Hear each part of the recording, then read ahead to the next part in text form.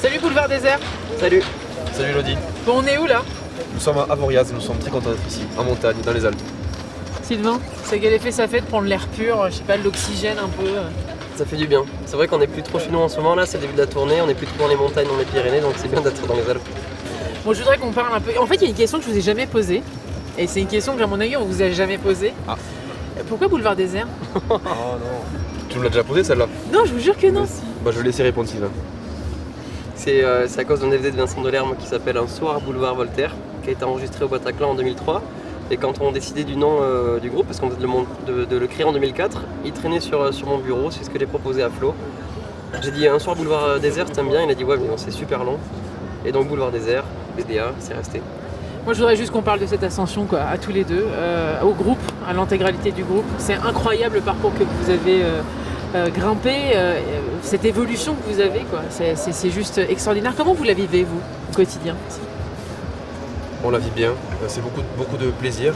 On repensait tout à l'heure, et je te dis pas ça parce que c'est toi qui le fais, mais que tu nous avais reçu sur le premier album. On en discutait avec notre manager, donc c'est vrai que ça commence à remonter, c'était en 2011. Et depuis, tranquillement en fait, parce que les gens pensent que ce troisième album en fait c'est le premier. Parce que c'est celui qui est largement plus médiatisé que les autres, on dit bravo ce premier album, qu'est-ce que ça allait vite, etc. pour vous. Alors qu'en fait on a beau leur dire que ça fait déjà 10 ans qu'on joue ensemble, ils ont un peu de mal à le croire. Donc on y est allé tranquillement. Vu de l'intérieur du groupe en tout cas, ça a été tranquille, ça a été une évolution qui a été faite étape par étape. Donc on attend de les digérer chacune. Et je crois de ne pas trop perdre pied grâce à tout ça. Sylvain, il y a un travail d'écriture, moi je voudrais qu'on y revienne parce que cette plume que tu as, en fait elle est tellement honnête, quoi. J'ai l'impression qu'à aucun moment tu as fait des choix ou tu as refusé de dire des choses.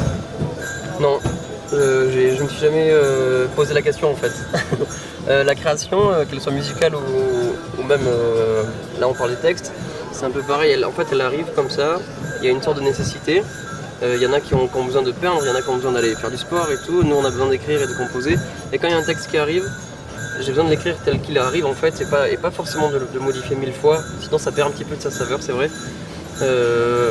Donc voilà, il arrive comme ça et c'est vrai que j'espère en tout cas honnête. Ouais. Moi je trouve que cet album il est incroyable, mais vous le savez déjà, ça fait depuis le début que je vous suis. Moi je suis vraiment bluffée par votre parcours, les garçons, parce qu'on sent que vous prenez toujours autant de plaisir et surtout vous ne changez pas. Non, je crois pas. Après, c'est difficile de répondre à cette question vu de l'intérieur. Nous, c'est sûr qu'on n'a pas l'impression de changer. On a l'impression d'évoluer avec ce qui nous arrive, mais pas de changer fondamentalement. Et donc voilà, on est ravis de ce qui nous arrive et merci aux gens de plus en plus nombreux qui continuent à venir nous soutenir. La force que vous avez quand même, c'est votre indépendance, Sylvain. Ouais, depuis le début, c'est quelque chose qui nous tient à cœur. C'était même la condition sine qua non pour rentrer dans le milieu, devenir professionnel. Nous, ça fait déjà bien longtemps qu'on travaillait, qu'on faisait des petites maquettes, qu'on faisait des concerts. Et on avait eu l'habitude de travailler en toute indépendance comme ça, et puis c'est ce qu'on a voulu garder. C'est aussi pour ça qu'on a gardé notre studio chez nous à Tarbes. C'est là-bas qu'on écrit, qu'on compose, c'est là-bas qu'on répète, c'est là-bas qu'on vit aussi. Florent, est-ce qu'on peut parler des rencontres que vous avez faites, même artistiques, quoi. Enfin surtout artistiques d'ailleurs, ça vous fait grandir, vous vous nourrissez, vous faites appel aux gens qui vous ont fait confiance, je pense à Trio par exemple, voilà, vous leur dites après, est-ce qu'il y a moyen de faire des choses ensemble sur nos albums? Ça fait grandir tout ça? Oui, clairement, ça fait grandir. Alors il y a Trio, mais ça aussi on le dit souvent, c'est vrai qu'on se nourrit de plein de choses très variées, c'est vraiment l'image du groupe. Sur la réédition d'album, on peut trouver aussi bien Vianney, qui est parti de notre génération avec qui on est copains, que Zaz par exemple, qui est un peu plus âgé, mais qui est dans un autre style. Et on en avait déjà parlé en interview et on est aussi capable, on s'est aussi permis en tout cas, grâce à cette indépendance, de faire une intro flamenco qui n'a absolument rien à voir, parce qu'on a rencontré une chanteuse flamenco et moi j'avais vraiment été charmé dès le départ. On arrive à mélanger tout ça sans perdre un fil conducteur qui doit pourtant exister, même si des fois on a du mal à le percevoir, mais le public est toujours là, donc c'est chouette d'arriver à mixer tout ça sans se mettre de barrières. On parle de public un peu, Sylvain, parce que ce public il est de plus en plus nombreux à vous suivre. Moi je vous suis régulièrement sur les réseaux sociaux, vous mettez des vidéos. C'est impressionnant quoi, le nombre de personnes qui sont en face de vous prenez de plus en plus de plaisir. À chaque fois j'ai l'impression que ça monte. Je crois que c'est ça, hein, ça monte progressivement, mais ça monte toujours. Ça monte dans le bon sens, parce que comme tu le dis, il y a de plus en plus de gens au concert devant nous, il y a de plus en plus de gens qui connaissent par cœur. Et c'est hallucinant de voir que aussi bien il y a des enfants qui ont 7 ans, même moins des fois, et puis il y a des vieux qui ont 70 plus parfois, et qui chantent les chansons ensemble devant nous. avec soit leurs potes, soit leur famille, enfin c'est hallucinant. On a réussi à créer un public et une base super solide et super populaire, c'est une fierté pour nous. Florent, je voudrais qu'on parle de l'écriture. Je voudrais que toi tu me parles de l'écriture de Sylvain, parce que en fait c'est Sylvain évidemment qui donne ses ressentis, mais j'ai l'impression qu'il vous décrit aussi, qu'on s'y retrouve tous dans ses textes.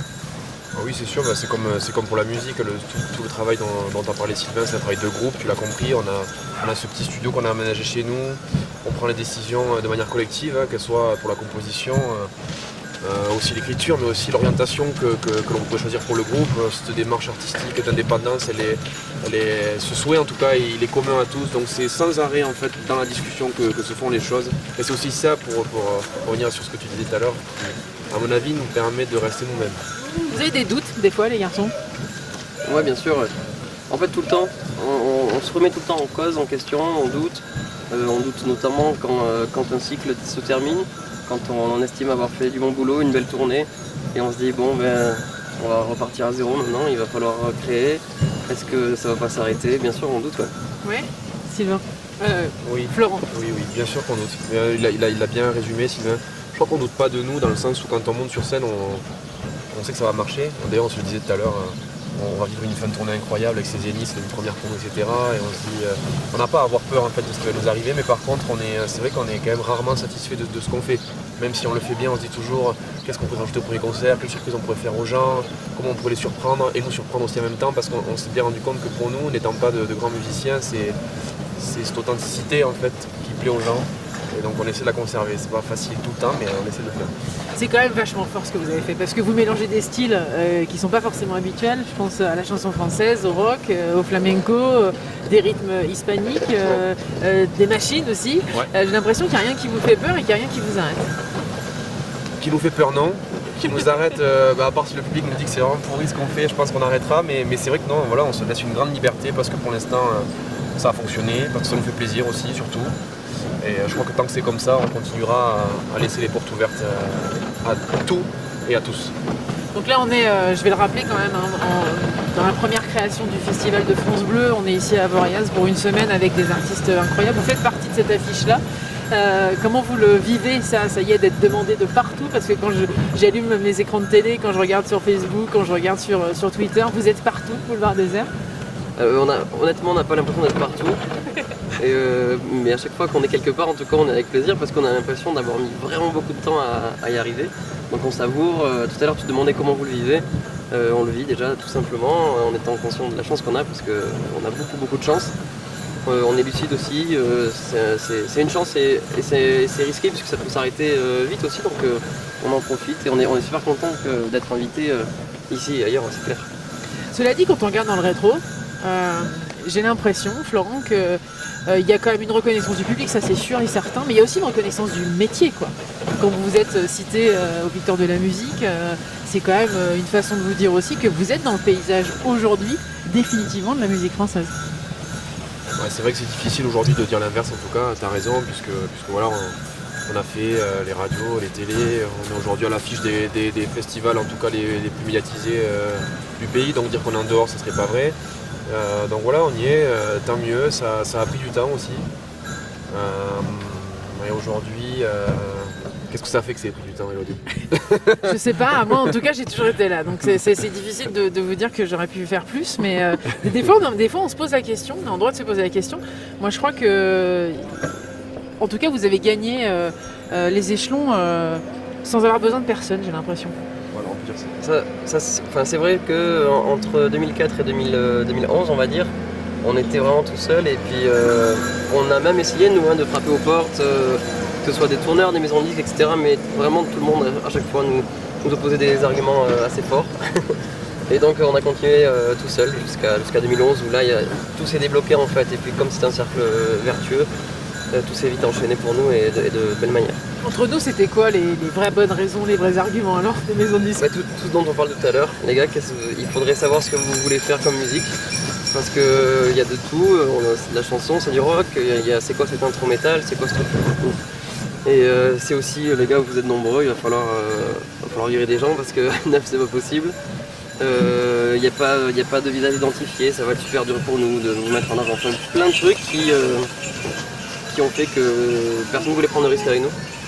Ça rend pas plus fort ça, plan, de se dire voilà, nous on a maintenu notre cap, on a maintenu cette équipe, on est toujours debout, toujours vivant.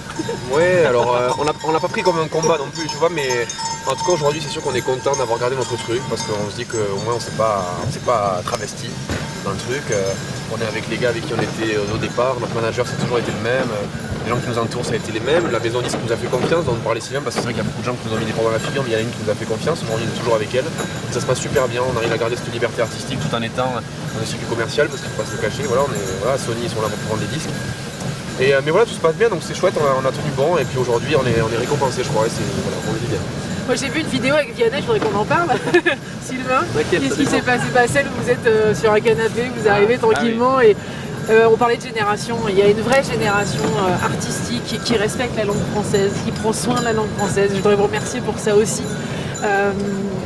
C'est venu comment cette idée d'aller faire ce truc-là avec Vianney qui est totalement fan de votre musique aussi? Oui, c'est vrai, il aime bien. Mais en fait, je l'ai entendu dans une interview il n'y a pas longtemps, Vianney il disait qu'on avait beaucoup d'amis dans le métier mais qu'on avait très peu des vrais, des très bons, et Vianney en fait partie, donc vraiment je le copie en disant ça, mais c'est vrai, et c'est lui qui nous a invités, donc il s'était donné comme défi de faire un live Facebook de je sais pas 2h30, n'importe quoi. Il l'a fait, et il a invité des gens comme Alain Souchon, comme Big Foli et puis nous, et on s'est retrouvés tous les, je sais pas, on était 5 ou 6 sur le canapé. Alors là pour le coup c'était vraiment improvisé, on savait pas du tout ce qu'on allait faire, puisque nous on n'habite pas à Paris donc on n'avait pas pu répéter. On arrivait, on a improvisé tout ça et c'était génial et on va sûrement le refaire très bientôt d'ailleurs. C'est quoi la suite les garçons? Parce que là il y a Bruxelles, moi évidemment j'adore cet album et je suis pas la seule, je suis désolée de vous l'annoncer. Enfin cela dit c'est tant mieux parce que tout le monde l'achète cet album. Mais la suite c'est quoi? Parce que à chaque fois que vous allez encore plus loin, en même temps vous avez une identité, comment vous allez réussir à gérer en gardant un lion d'aller chercher ailleurs? Bon déjà la suite c'est cette tournée des Zéniths et puis la tournée des festivals et ensuite on commence à écrire la suite puisqu'on est, comme on te l'a dit tout à l'heure, on enregistre chez nous donc on est sans arrêt en train d'écrire et je pense que pour continuer à être inspiré, je pense qu'il faut continuer à vivre pleinement comme on fait, à se laisser surprendre, à aller voir plein de concerts, à lire, à écouter, à parfois ne pas écouter aussi ce qui est dit, mais peu importe se nourrir de tout ce qui nous entoure et je pense que c'est ça qui fera qu'on se renouvellera, je l'espère. Il y a des choses qui vous ont blessé quand tu dis ça? Laurent, blessé? Non, je pensais pas des choses qui nous ont blessés non, quand je te dis ça. Non, sur les choses, quand tu dis, il y a des choses dont on fait attention à pas écouter forcément tout ce qu'on dit sur nous. Ah non, c'était pas forcément sur nous, c'est tout ce qu'on peut dire dans les médias. Ouais, enfin, qui est carrément dithyrambique. Oui, non, mais ça peut être plusieurs choses. Trop d'amour tue l'amour ou pas, Sylvain? Non, je crois pas, non. Non. Encore et encore. Les textes, ce sera quoi? Ça tournera autour de quoi? Parce que je sais que c'est toi qui œuvre en règle générale. Ce qui est difficile, c'est de ne pas se répéter en fait pour un artiste. Des fois, j'ai l'impression que sur des sujets, on a déjà tout écrit et du coup, c'est un peu vertigineux parce que quand tu veux écrire un truc encore une fois sur le même sujet, tu es là, bon, comment je vais faire? Ça va faire chier tout le monde. En fait, non, il suffit de se creuser un peu la tête et de trouver un angle de vue, un point de vue différent. Et tu peux toujours parler de la société, tu peux toujours parler d'amour si tu parles de manière détournée. Enfin, après, comme je disais tout à l'heure, ça va arriver comme ça. Je vais avoir envie d'écrire un truc et puis ce sera le premier texte du 4e album et puis ainsi de suite.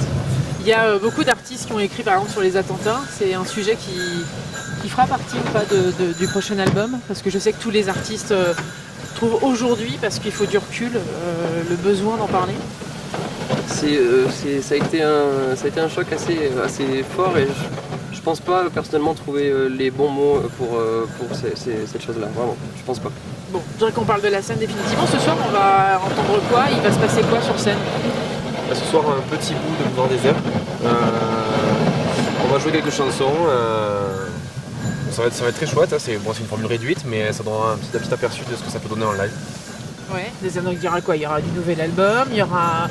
Quelle est la chanson d'ailleurs qu'on vous réclame le plus sur scène? C'est peut-être Bruxelles. Ouais. En fait, on ne nous réclame pas forcément de chansons. Non mais c'est vrai, j'ai pas le souvenir qu'il y ait des gens qui hurlent une chanson qu'on n'ait pas jouée. On en joue pas mal, on en joue beaucoup. Je crois qu'on arrive à faire plaisir à tout le monde.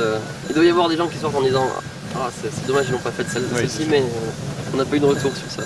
Vous avez déjà eu des retours, je sais pas, des choses qui vous ont marqué. Si on devait laisser des images par rapport au concert que vous avez fait, les plus belles images qui restent déjà en mémoire. Tu parlais des attentats, c'est vrai que ça nous a poursuivi un petit peu nous, parce qu'il y a eu les attentats du 13 novembre et on jouait le 20 novembre au Trianon.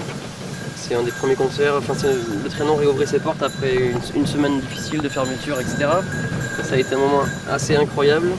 Le lendemain des attentats à Bruxelles, on devait jouer, ça a été annulé.